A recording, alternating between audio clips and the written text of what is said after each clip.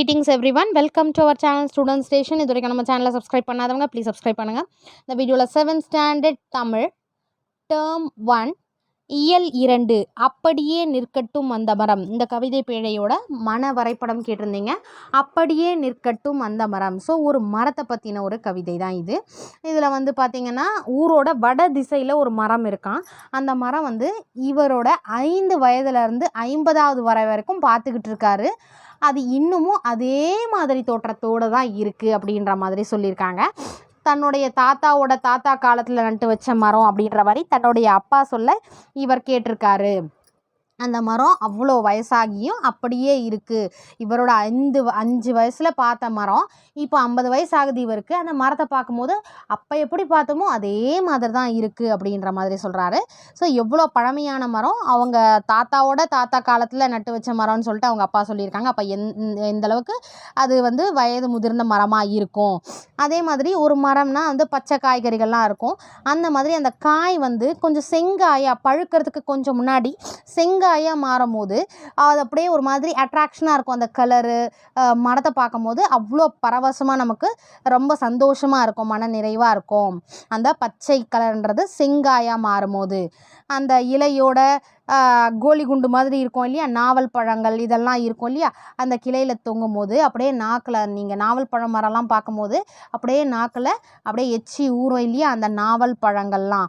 அந்த மாதிரி காக்கை, குருவி, மைனா, கிளிகள் இது எல்லாமே என்ன பண்ணும், ஒரு பறவைகள், அணில் எல்லாமே வந்து அதை அப்படியே வந்து சேர்த்து உதிர்த்துரும். அது போகும்போது பண்ணும்போது மோஸ்ட்லி பார்த்திங்கன்னா நாவல் பழம் வந்து உதிர்ந்து விழும் இல்லையா. அந்த மாதிரி காக்கா, குருவி, மைனா, கிளி, இன்னும் நிறைய பறவைகள், அடுத்து அணில்கள், இது காற்று எல்லாமே வந்து அந்த பழத்தை வந்து உதிர்த்திடும். அதை தான் சுட்ட பழம்னு சொல்லுவோம் இல்லையா. அந்த சுட்ட பழத்தை பொறுக்கிறதுக்காக சிறுவர் கூட்டம் எல்லாமே அலைமோதும். அந்த நாவல் பழத்தில் ஓகே காலைல முடிச்சோமா, அப்போ அந்த காலத்துலலாம் வந்து பசங்க போயிட்டு நாவல் பழம் ஃப்ரீயாக சாட்டர்டே சண்டே இருந்ததுன்னா லீவ்னா போயிட்டு நாவல் பழம் கீழே உதிர்ந்திருக்கும் அந்த பழத்தை, அதுதான் சுட்ட பழம்னு சொல்லுவோம், அதை கொண்டு வருவாங்க. அடுத்தது அவங்க அக்காலாம் வந்து என்ன பண்ணுவாங்க, அக்கா பெரிய பொண்ணு ஆனதுக்கப்புறம் கையில் வந்து சின்ன சின்ன பெட்டியோட ஓடி போயிட்டு அந்த பழத்தெல்லாம் வந்து தன்னுடைய தங்கச்சிகளுக்காக எடுத்துகிட்டு வருவாங்க. அதே மாதிரி நிறைய வௌவால் கூட்டமும் படையெடுத்து வரும். அந்த பழம் சாப்பிட்றதுக்காக வௌவால் கூட்டமும் அந்த நில ஒளியில் நைட்டில் தானே அது வந்து ரொம்ப நடமாடும் வௌவால், அதனால் அந்த பழம் சாப்பிட்றதுக்காக நிறைய நடமாடும். இந்த மாதிரி தோப்பு முழுக்க வந்து ஃபுல்லாக வந்து மரமாக இருக்குமா, அப்போது மரம் நிறைய இருக்கும் போது குளிர்ச்சியான காற்று வரும், நிழலாக இருக்கும். அந்த மரத்துக்கு கீழே உட்காந்து விளையாட அந்த மாதிரிலாம் வந்து எல்லாரும் விருப்பப்படுவோம் இல்லையா. கிளியாந்தட்டுன்ற ஒரு விளையாட்டு, அதை வந்து உட்காந்து அந்த மரத்துக்கு கீழே வந்து விளையாடுவாங்க, கிளியாந்தட்டுன்ற ஒரு விளையாட்டு. ஸோ இந்த மாதிரி ஒரு பெருவாழ்வு இத்தனை வருஷமாக வாழ்ந்த அந்த மரம் வந்து ஒரு பேய் காற்று அடித்ததுனால அப்படியே வேரோடு சாஞ்சிடுச்சான். விடிஞ்சதும் எல்லாம் ஓடி போய் பார்க்குறாங்க, துக்கம் விசாரிக்கிற மாதிரி. ஐயோ இவ்வளோ வருஷமாக எத்தனை வயசாச்சு அந்த மரத்துக்கு, விழுந்துருச்சே ஒரு பேய் காற்று வந்து, ஏன்னா அதுக்கு நல்ல வயசாகிடுச்சு. ஸோ அந்த காற்றுக்கு அதோட ஸ்ட்ரென்த்து தாங்க முடியாமல் வேரோடு சாய்ந்ததுனால துக்கம் விசாரிக்கிற மாதிரி அது ஒரு மனுஷால் மாதிரி இது பண்ணி துக்கம் விசாரித்தல் மாதிரி அந்த பேய் காற்றில் விழுந்ததுக்காக எல்லாரும் அப்படியே சின்ன ஊர் மக்கள் ஃபுல்லாக வந்து அப்படியே பேசிக்கிட்டே போகிறாங்க, ஐயோ என்னடா இதுன்னு சொல்லிட்டு. ஆனால் இவங்களுக்கு மட்டும் போகிறதுக்கு மனசே இல்லையா.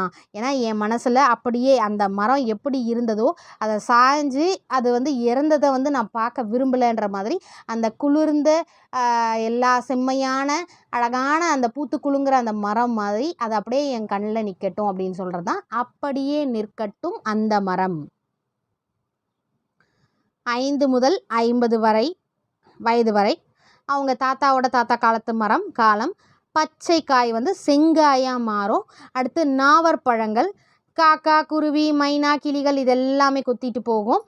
அடுத்து வௌவால், நெக்ஸ்ட்டு கிளியாந்தட்டுன்ற விளையாட்டு, அதுக்கடுத்து பேய் காற்று வீசினதுனால அந்த மரம் விழுந்துடுச்சு, துக்கம் விசாரித்தல், டோட்டலாக சாய்ந்த மரம். ஆனால் இவரை பொறுத்த வரைக்கும் அதை போய் பார்க்காம போகிறதுக்கு அவருக்கு மனசு இல்லை. அதனால் அந்த மனசில் வந்து என்னோட மனசில் நான் எப்படி பார்த்தேனோ அதே மாதிரி அந்த மரம் எப்படி நான் பார்த்தேனோ அந்த மலைகளுக்கெல்லாம் நடுவில் ஒரு பெரிய மலை மாதிரி நிற்குதோ அந்த மாதிரி என் மனசில் அந்த மரம் அப்படியே பதியட்டும் அப்படின்றது தான் அப்படியே நிற்கட்டும் அந்த மரம். இதோட மன வரைபடம். அடுத்த உரைநடையோட மன வரைபடம் அடுத்த வீடியோவில் பார்க்கலாம். Thank you for your support. Thanks for வாட்சிங்.